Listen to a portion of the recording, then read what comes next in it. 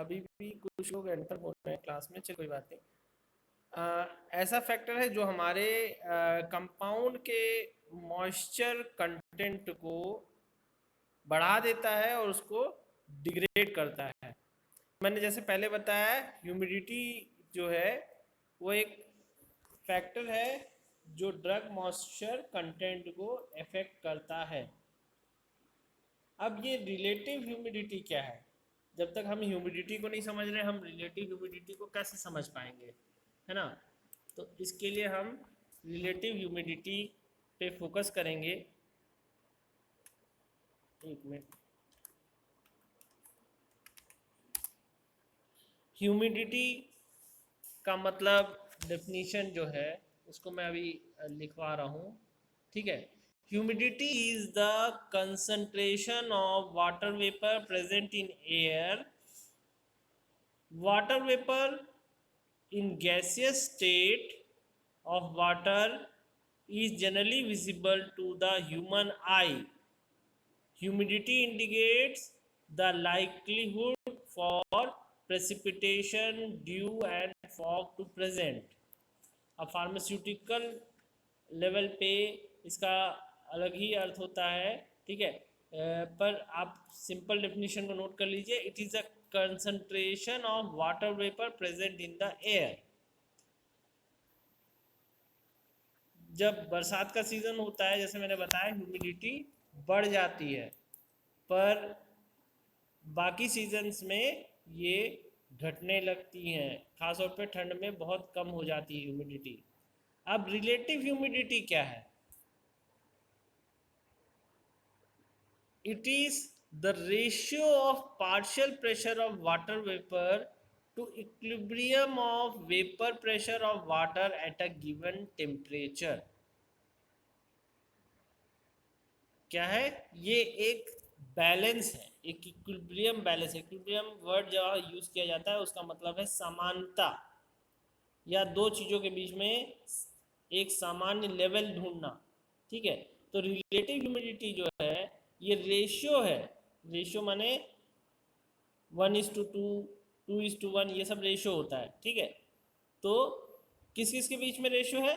Partial pressure of water vapour का जो partial pressure है in comparison to vapour pressure of water in the at a given temperature.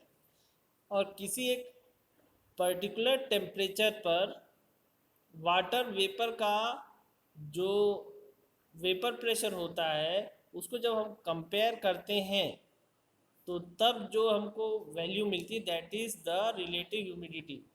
Relative humidity किस किस चीज़ों पर depend करती है? पहला, टेम्परेचर, जैसे पहले कहा था, वे क्या कहा था?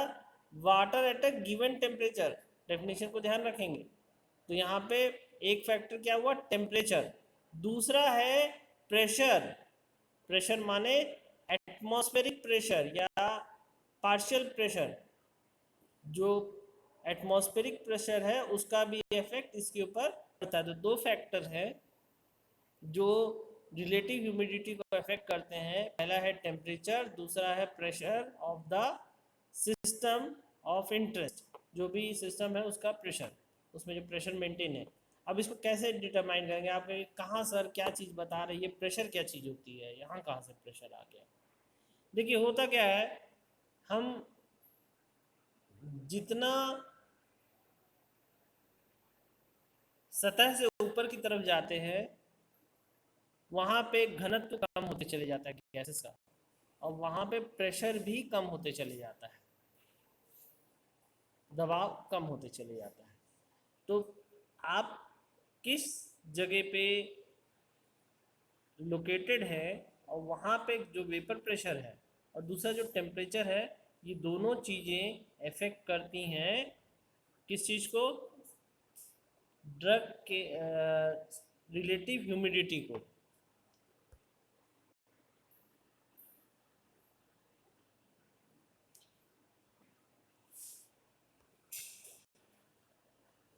दो चीज़ें अफेक्ट कर रही है रिलेटिव ह्यूमिडिटी को। एक उदाहरण और दूंगा। जब लोग सतह से ऊंची जगहों पे जाते हैं, पहाड़ की चोटियों की चढ़ाई करते हैं, तो उनकी सांस फूलने लगती है। खास तौर पे ऊंचे जगहों पे पहुंचने के बाद उनको ऑक्सीजन लेने में थोड़ी सी तकलीफ होती है, एडजस्ट होने में समय लगता है, 1 आध दिन 2 दिन तो लग ही जाता है। क्यों होता है ऐसा? उसका भी कारण ये है कि वहाँ ऑक्सीजन की मात्रा कम हो गई। ऑक्सीजन की मात्रा कम हो गई का सीधा सीधा मतलब है ऑक्सीजन का घनत्व कम हो गया है, और घनत्व कम हुआ है उसका मतलब ये है कि वहाँ पे ऑक्सीजन का प्रेशर भी कम है। तो आप जब पहाड़ी इलाकों में जाएंगे तो आपको वेपर प्रेशर कम मिलेगा, और निचले तराई के क्षेत्रों में आपको वेपर प्रेशर ज़्यादा मिलेगा, और ये रिलेटिव ह्यूमिडिटी को बहुत ज़्यादा इफेक्ट करता है। इसीलिए क्या होता है, आप एक दूसरी चीज़ देखते हैं कि निचले क्षेत्रों में जैसे आप ज़मीन के करीब करीब आते जाएंगे या पानी की सतह के आसपास आएंगे तो आप देखेंगे कि आपको वाटर के फॉर्म में, वेपर के फॉर्म में कम मिलता है, वाटर के फॉर्म में ज़्यादा मिलता है H2। और जितना आप ऊपर आकाश की तरफ जाएंगे आप देखेंगे कि H2O जो है वो वेपर के फॉर्म में अवेलेबल है। ठीक है, वो किस फॉर्म में अवेलेबल है? वेपर के फॉर्म में। अब ये जो रिलेटिव ह्यूमिडिटी है इसको कैसे पता किया जाए?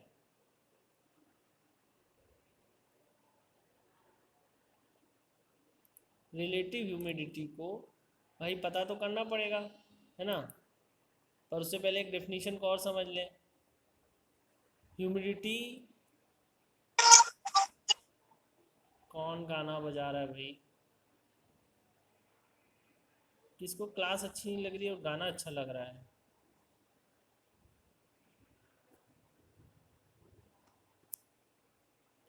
तो रिलेटिव ह्यूमिडिटी और नॉर्मल ह्यूमिडिटी में डिफरेंस क्या है? नॉर्मल ह्यूमिडिटी में हम जब स्टडी करते हैं तो हम वेपर प्रेशर और टेम्परेचर को वेरिएबल्स के रूप में यूज़ नहीं करते, पर रिलेटिव ह्यूमिडिटी में हम टेम्परेचर और वेपर प्रेशर को, स्पेसिफिकली टेम्परेचर को एक वेरिएबल की तरह इस्तेमाल करते हैं। यानी कि यहाँ पे टेम्परेचर हमारा एक स्टेबल फैक्टर है।